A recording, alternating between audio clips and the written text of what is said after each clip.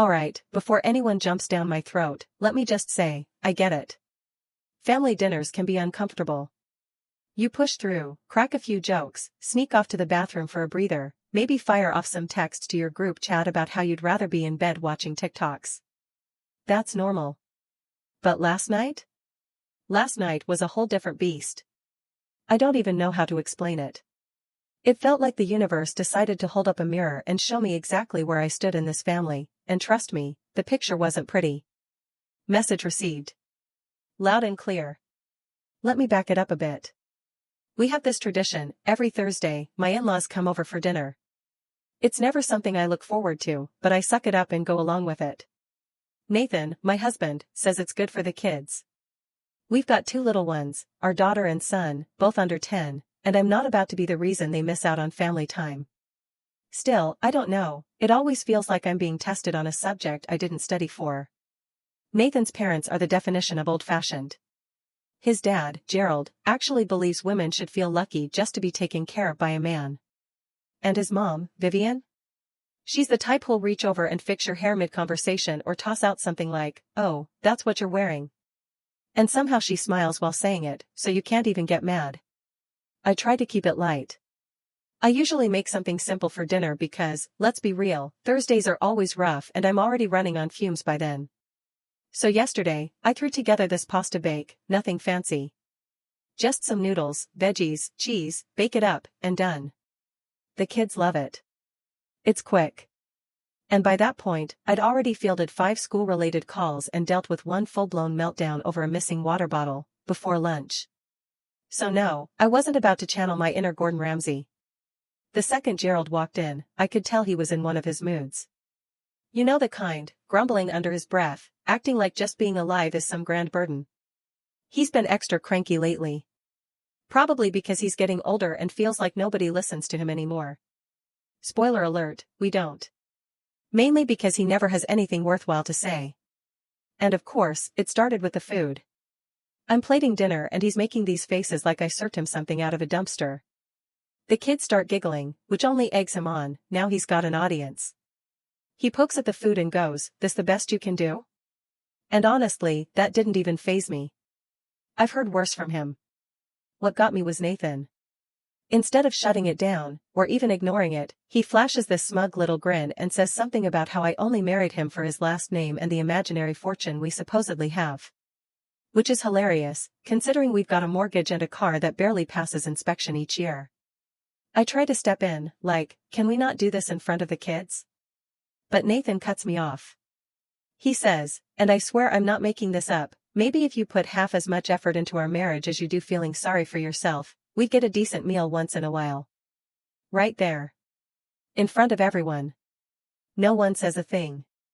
Vivian just pours herself another glass of wine and stares at her phone like it suddenly became fascinating. The kids go quiet, which honestly felt worse than when they were laughing. And me? I just sat there. What else was I supposed to do? If I spoke up, I'd be called dramatic. If I walked out, I'd be making a scene. But it didn't stop. Gerald starts talking about my job, how it's cute that I work, but I really ought to be focusing on the home, because that's what a real woman does. For the record, my mom worked full-time and somehow managed not to let the house catch fire. Then he goes on about my clothes. Says leggings aren't real pants. Back in his day, women cared about how they looked, blah blah blah. And it's not like I rolled in wearing pajamas, I was in comfy clothes because I'd spent the entire day running errands and cleaning the house. Vivian just sits there, staring at the wall behind me like it might suddenly sprout wings and fly away. Nathan? He's poking at his food like this is all just part of the usual dinner routine. Like none of it's even happening. I try to get the kids to focus on eating, but they're watching everything unfold. And I know, they're old enough now to recognize when something's wrong. My daughter tries to say she likes the food, and Gerald talks over her. Says, of course she does. Kids don't know any better. I want to tell him to shut the hell up, but I'm just exhausted. I don't have it in me to fight. I just want this dinner to be over. So I pull out my phone and start scrolling. Checked Instagram. Sent a kill me text to my sister. She replied with a meme. Didn't help. Then I hear Gerald muttering about how my generation is soft and how if I'd been raised in his house, I would have been thrown out ages ago. And Nathan's laughing, actually laughing. I barely recognize him when he's like this. I know he's always desperate for his dad's approval, but why does it always come at my expense? It makes no sense. Eventually, I just get up and start clearing the table. Not because I want to, but because I need something, anything, to focus on. Vivian looks at me and says I look upset. I ignore her. I stack the plates and dump them in the sink. I didn't slam them, but if one cracked, I wouldn't have shed a tear. Then Nathan asks if I'm about to cry. Like that's his go-to. I'm literally just trying not to scream. I tell him I'm fine. He rolls his eyes. After dessert, I let the kids take their tablets to their room. Screw screen time limits tonight. Vivian tries making small talk about the weather like we didn't just sit through a dumpster fire of a dinner. Gerald's muttering about how the world's lost its mind. Then Nathan, dead serious, asks what I'm planning for tomorrow's dinner. I almost laughed. I told him, no clue. Maybe ask your dad for some recipes. He didn't find it funny. I finished the dishes and went straight to our bedroom. Locked the door, not sure why. Just a habit, I guess. I lay there scrolling TikTok for about an hour, mostly just to spite the situation. Nathan came in later, didn't say a word. Just changed and got into bed. And I laid there wondering how I'm supposed to pretend any of that was normal. I didn't sleep. My mind just kept turning. I started thinking about leaving. Not, like, packing up and vanishing, just taking the kids and going away for the weekend. Getting some space. But then I thought about all the logistics, the stress, and whether I'd be running away or actually doing something meaningful. I thought about what my friends would say, but most of them wouldn't get it. They'd brush it off with, that's just how in-laws are, or Nathan's probably just stressed. Maybe. Maybe not. Either way, here I am. I feel like I'm waiting for something to snap. Like I can't just let it slide anymore, but I also don't know what the next step is. I keep thinking about how casually they tore me down in my own home. Like I'm nothing more than a nuisance there to cook and fill space. I can't stop replaying the way Nathan looked at me, like I embarrassed him. And Gerald? He clearly resents me for not being the type of woman he thinks I should be. Vivian doesn't do a thing, just floats through, like she always has. I'm not claiming to be some perfect wife or mother. I've got days where all I want to do is scroll my phone and let the laundry pile up. I forget things. I get snappy. I dress the way I do for one reason, comfort. Not to impress anyone. But even so, that doesn't mean I deserve to be treated like I'm nothing. And especially not by Nathan.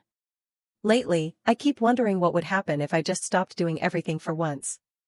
If I really let them see what this household looks like without me holding it together every single day. Anyway, maybe this is just me venting, but I had to let it out somewhere. I'm not sure what my next move is, but I do know one thing, I'm done letting this keep happening. I'm not the kind of person who just takes the hits and forces a smile. Not anymore. I'm past that point. I'll update when I can. First update. So yeah, here I am again. Funny how fast things start to unravel the second you stop pretending everything's fine. The morning after that dinner, I got up and something just felt off in the air. Nathan was already in the kitchen, acting like nothing out of the ordinary had happened.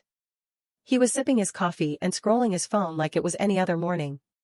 He even handed me the last bit of oat milk like he was doing something noble. I just stared at him. It's wild how a person can be so smug and so completely oblivious at the same time. The kids were acting weird too, way too quiet for our house. Normally, mornings are chaos. Someone's always yelling about a missing hoodie, someone else is fighting for the charger. But not that day.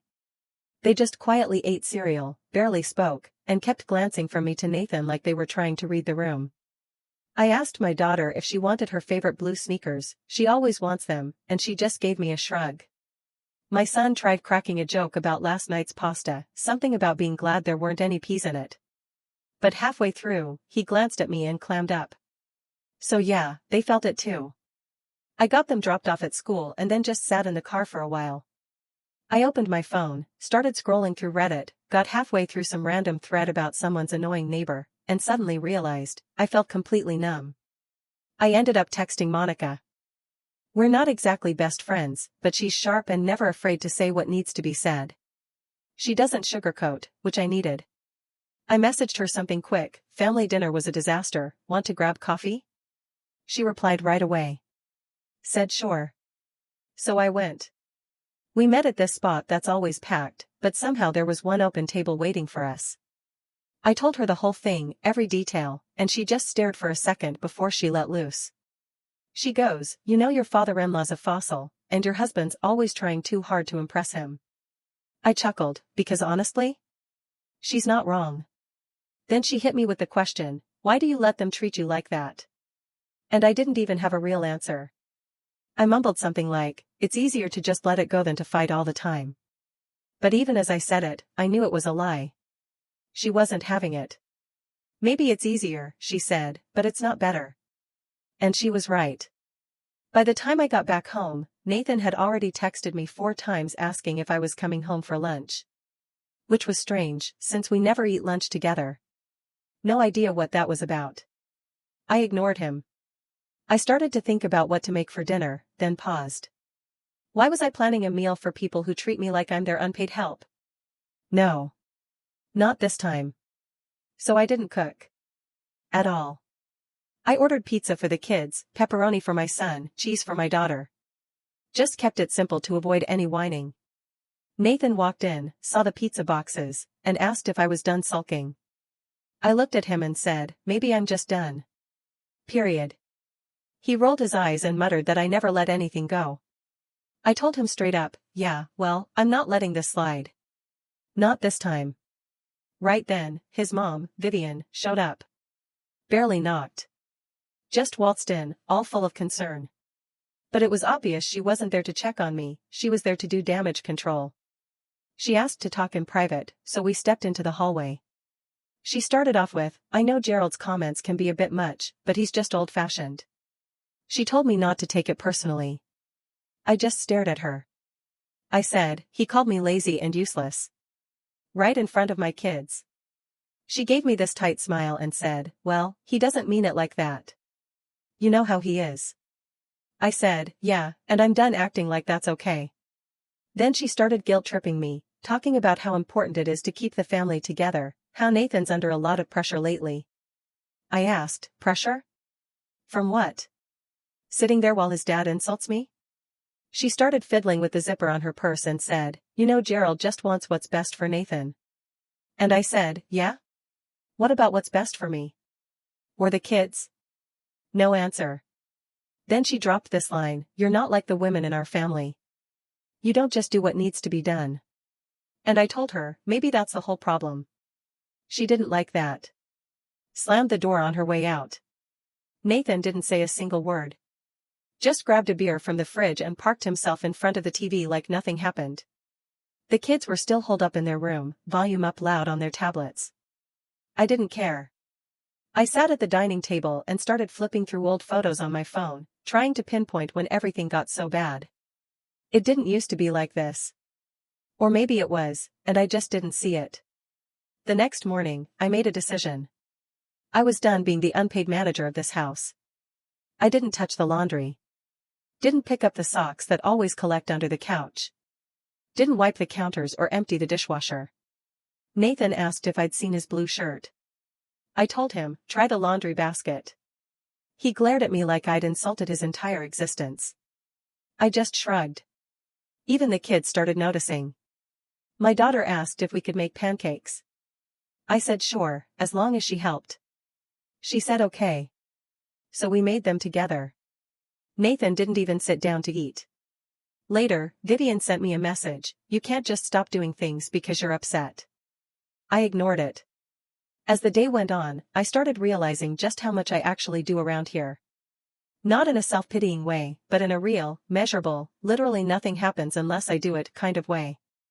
I started taking pictures of grocery bags, receipts, laundry piles, my planner full of appointments and school events. I made a whole folder on my phone. Not because I needed to prove anything to anyone, but because I needed to see it for myself. Nathan saw me snapping pictures and asked what I was doing. I told him I was documenting. He rolled his eyes again and said, "You're so dramatic." By the end of the week, the whole vibe in the house had shifted. The kids were asking more questions. My daughter asked if we could go visit my mom, her other grandma. Not Vivian. I told her maybe. But grandma lives 6 hours away, so it's not like we can just pop over. That night, my mom called and asked if everything was all right. I said, "Not really. But I'm working on it." She offered to come stay with us. I told her not yet. Then on Saturday, Gerald called. This time I answered, just to hear what he had to say. He started in with the same tired speech, how things were different in his day, how women didn't run the home, they served their husbands, all that outdated junk. I cut him off and said, "Well, guess what? It's not your day anymore." He told me I was going to destroy the family with my attitude. I said maybe it's time this family got shaken up. He hung up on me. Later that afternoon, Vivian showed up again, this time with a grocery bag in one hand and that same fake, forced smile on her face. "I brought stuff for dinner," she said. "Let's just start fresh."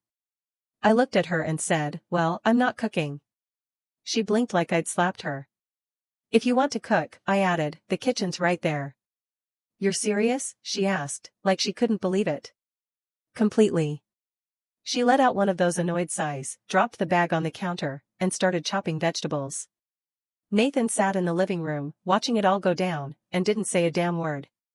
When dinner was finally ready, Vivian tried to act like everything was normal, but her tight-lipped expression said otherwise. She made some dish overloaded with garlic, and the kids barely touched it. Nathan ate quietly, then pushed back his chair and left the table without a word. My son asked if we could have pizza again tomorrow. After dinner, I grabbed my phone, left my watch on the counter, and went for a walk.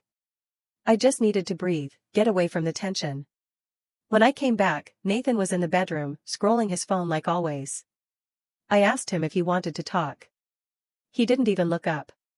"Talk about what?" I said, "Everything." He groaned, "I'm tired. Can we not do this?" "Sure," I said. I walked out, shut the door behind me, and sat in the hallway. Not because I was about to cry, but because I physically couldn't be in that room with him any longer. The next day, I started planning. I made a list of everything I do in that house, the kids' routines, appointments, errands, chores. All of it. I also began moving my stuff into the guest room, little by little. Nathan noticed and asked what I was doing. "Just need some space," I told him. He laughed. "You're being ridiculous." "Maybe," I said calmly. As I walked past, he reached out to grab my arm, but I pulled away. He slammed the door behind me so hard the frame shook. That night, I took the kids out for ice cream. We sat in the car with the windows cracked, licking our cones and listening to music. My daughter looked at me and asked if we were going on a trip. "Not yet," I told her. "But maybe soon." My son chimed in, "Can it be somewhere with a pool?" When we got back, Nathan's car was gone. I got the kids ready for bed, tucked them in, and then sat on the couch, scrolling through listings, trying to find a place we could stay, even temporarily. I messaged Monica and asked if she knew anyone with a spare room. She said she'd check around but warned it might take a little time. "That's fine," I replied. But the truth is, it's not. I feel like I'm running out of patience. I'm not sitting around hoping things fix themselves anymore. That's where I am now. I'm not being dramatic. I'm not crying. I'm just done. I'm done cooking for people who don't appreciate it. Done cleaning up after people who act like I'm invisible. Done wearing myself thin for folks who think I owe them everything and deserve nothing in return. If that makes me selfish, so be it. If people want to label me a burden, fine. I'd rather be a burden than someone they wipe their feet on. And yeah, I know this whole thing isn't over. But for the first time in forever, I feel like I'm steering the ship instead of clinging to the side, just trying not to drown. I don't know exactly what the next move is, but I do know one thing, I'm never going back to how things were. I'll share more when there's more to say. If you've read all of this, thanks. Second update. So, here I am again. And honestly, I thought I'd already hit my breaking point. But apparently, there's still room to fall further before you finally hit the ground hard enough to stand up and do something. Not gonna lie, this one's gonna be long. I need to get it all out, because if I don't, I'll keep replaying it in my head on a loop. I don't know if anyone else ever feels this, but when the atmosphere in a house gets tense, even the smallest things feel massive. Like a charger going missing or someone leaving the milk out, it turns into this huge deal. That was the vibe this week. The house wasn't even messy, just lived in. Shoes in the hallway. Crumbs on the table. A load of laundry waiting to be folded. But Nathan was acting like we were living in a landfill. Every minor thing, he'd sigh dramatically or toss out comments like, "No one here respects the house." He said it to the kids. He said it to me. He even said it to Vivian over speakerphone. And of course, she agreed. Then launched into one of her monologues about how, when she was my age, she had 4 kids and still managed to keep a perfect house and cook everything from scratch. I laughed. Out loud. She didn't like that. After that, I just stopped responding. Or I'd say, then do it yourself. The kids started repeating that line, and yeah, I felt a little guilty, but also? Why should they think it's only mom's job? Nathan's frustration was growing by the day. So I started leaving early in the morning with the kids. We'd grab breakfast, head to the park, just anything to not be home. He texted now and then asking where we were. I'd just write back, out. Once, he called and asked if I was coming back for lunch. I said no. He hung up. Then Tuesday happened. I came home and found Vivian in the kitchen, digging through the fridge. She said she was just helping out because things seemed to be slipping. I said, "You don't live here." She replied, "I'm just trying to keep things together." And I said, "You can go home." She slammed the fridge and stormed out. As she passed Nathan at the door, he walked in looking furious. "What did you say to my mom?" he demanded. I told him flat out, "She's overstepping." He snapped back, "This is my family's house too." I looked him in the eye and said, "Then maybe your family should start pitching in too." His voice got louder. Mine didn't. I stood my ground. He stepped right up in my face. And for the first time ever, I pushed him. Not hard. Just enough to get him to back the hell off. He stared at me like he didn't know what to do. Then, like a child, he slapped the wall behind me and stomped out. I just stood there, kind of stunned that he didn't say anything else. After that, things went cold. He started sleeping on the couch. The kids didn't ask. I let them binge Netflix. I didn't care. I texted my mom and told her things had gotten worse. She said I could come stay with her anytime. I said I'd think about it. Monica messaged me, said she'd found someone with a spare room if I needed to escape. I told her maybe soon. Then Thursday rolled around. Nathan came home in a mood, I could hear it in the way he slammed the front door, didn't even bother taking his shoes off. The kids and I were in the kitchen, working on a puzzle together. He walked in, looked at the mess on the table, and just exploded. "This is how we live now," he shouted. "Just garbage everywhere?" "It's a puzzle," I said. "Not garbage." He swept his arm across the table and sent the puzzle flying. My daughter burst into tears. I stood up and told him, "Get out." "This is my house," he yelled. "Not for long," I said. He stormed out again. I quietly gathered up the puzzle pieces, put the kids in their room, and then I called my mom. "I think I need to leave," I told her. She didn't hesitate. "Come tomorrow." I said, "Okay." But I didn't want to just bolt and vanish. I wanted him to get it, to really sit with what he'd done. So I walked into the living room and found him sitting there, staring at the TV like it was on, but the screen was black. I stepped in front of him and said, "I'm taking the kids." He looked up and said, "You can't just decide that." I replied, "Watch me." He reached for my arm, but I pulled back. This time, I slapped his hand away and said, "Don't touch me." He glared at me and snapped, "You're seriously tearing this family apart over one stupid dinner?" I looked him dead in the eye and said, "No. I'm walking away from this family because you treat me like garbage, and you sit back while your parents do it too." He scoffed, "You're imagining things." I said, "Really?" Then take a look at this, and I pulled out my phone and showed him the folder I'd put together. Photos of everything I handle, bills, grocery lists, school appointments, calendars, receipts. The invisible load that keeps this house running. He glanced at it for all of 6 seconds before tossing my phone onto the couch like it meant nothing. So I turned, walked into the kids' room, and started packing overnight bags. I told them we were heading to Grandma's for a while. My daughter looked up and asked, "Is Daddy coming?" "Not right now," I told her. My son, wide-eyed, asked, "Is it because of the puzzle?" "No, sweetie," I said gently. "It's not your fault." As we were about to leave, Nathan stood in the doorway, trying to block us. I shoved past him. He shouted, "You're gonna regret this." I didn't look back. "We'll see," I said. We drove the 4 hours to my mom's that night. The kids were asleep by the time we hit the highway. I just kept the music low and tried to breathe, tried not to let the panic swallow me. When we got there, my mom wrapped me in the kind of hug that says everything without a word. She made up the guest room, then sat with me for over an hour while I unloaded everything. She said, "You don't ever have to go back if you don't want to." The next morning, the flood began. Nathan started blowing up my phone, calls, texts, voicemails. Everything from, "Please come home," to, "You're ruining the family," to, "I swear I'll change." I ignored every one. Then Vivian chimed in with a string of texts about how I was tearing the family apart and how poor Gerald was beside himself. Then Gerald somehow got a hold of my mom's landline. Left a message calling me a disgrace. Said he always knew I'd pull something like this. My mom calmly picked up the phone, listened, then unplugged the damn thing. That weekend, I just let myself be. We went to the park. Made pancakes. Watched movies. I let the kids stay up way past bedtime. And I realized something, I could breathe. For the first time in forever, I wasn't suffocating under constant judgment. On Monday, Nathan tried guilt-tripping me again. Said the kids needed their father. Said I was being selfish. That I was making a scene.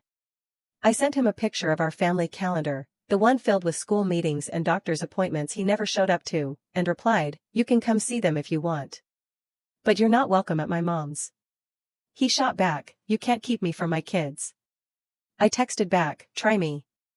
My mom told me I could stay as long as I needed.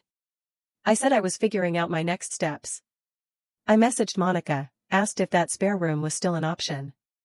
She said it was. What really shattered any lingering hope I had was when Nathan messaged my daughter's old tablet, the one she barely uses anymore, but he must have remembered the number from when he set it up. He wrote, "Tell mommy to call daddy." She came to me, tablet in hand, and asked if she had to. I said, "No, baby. You never have to do anything that makes you uncomfortable." So yeah. That was it for me. I'm out. He can keep his house, his parents, and his pride. I'll take peace and pancakes with my mom over a lifetime of walking on eggshells. I haven't blocked him completely, only because I want the kids to have the option to stay in contact. But I'm not making it easy either. And maybe, just maybe, next time he feels like laughing at me in front of his dad, he'll remember what it feels like to come home to an empty house and a cold pizza box. Then again, maybe he won't. Doesn't matter. I don't care anymore. I'm done. If anything major happens, I'll post another update. But right now, I'm just focusing on my kids, my mom, and figuring out what comes next. Thanks if you've stuck with me this far. Final update. Let me just say this, if you want to find out how many people think they have ownership over your life, just disappear for 4 days, with your kids. I had no idea how many different ways people could try to reach me until my phone practically short-circuited from nonstop buzzing. Suddenly, everyone had something to say. Everyone was an expert. And apparently, I became some kind of villain for choosing pancakes at my mom's house over being screamed at over pasta. And Cheryl? I'll give you credit, you got creative with your messages. But honestly? I'm exhausted. I'm not going back. I don't care how many times they call. Since the last update, we've been staying with my mom. Nothing fancy. Just a small, cozy house filled with mismatched coffee mugs, a fridge full of leftovers, and Wi-Fi that moves like molasses. But it's safe. And it's home, for now. My mom's been making all my childhood favorites, even the weird potato salad I used to hate, which the kids somehow adore.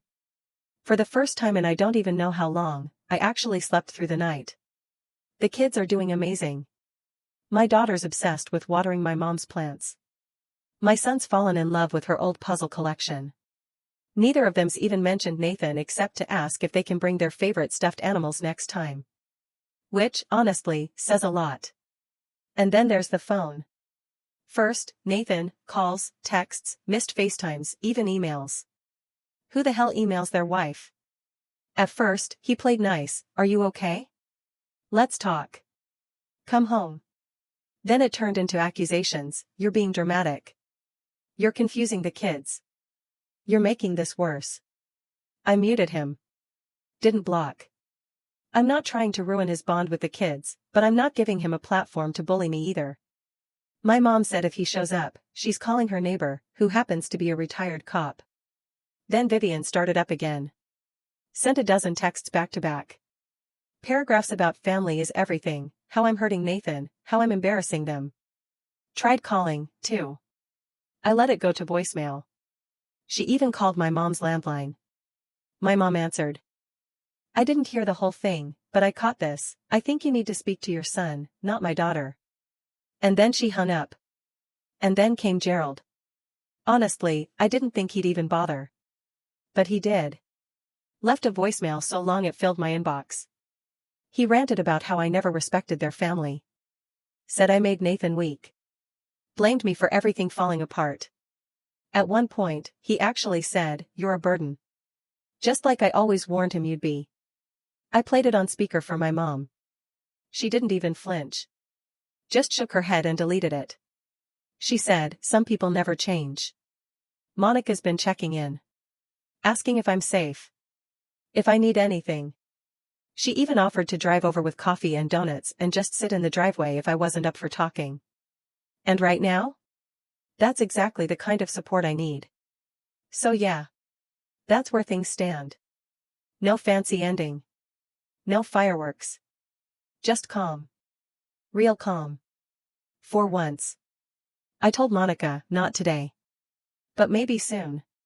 It's comforting, knowing someone's got my back, even if we're not super tight. I think she understands more than most people. She went through her own family mess not too long ago, so she knows how fast people can turn on you when you stop playing by their rules. But here's the part that really floored me, Nathan actually tried to rope in my dad. They barely tolerate each other on a good day, but somehow Nathan decided to call him and say I'd run off. Like I'm a moody teenager who skipped curfew. So, my dad calls me, all puffed up and demanding to know what's going on. And I just laid it out, everything. The dinner.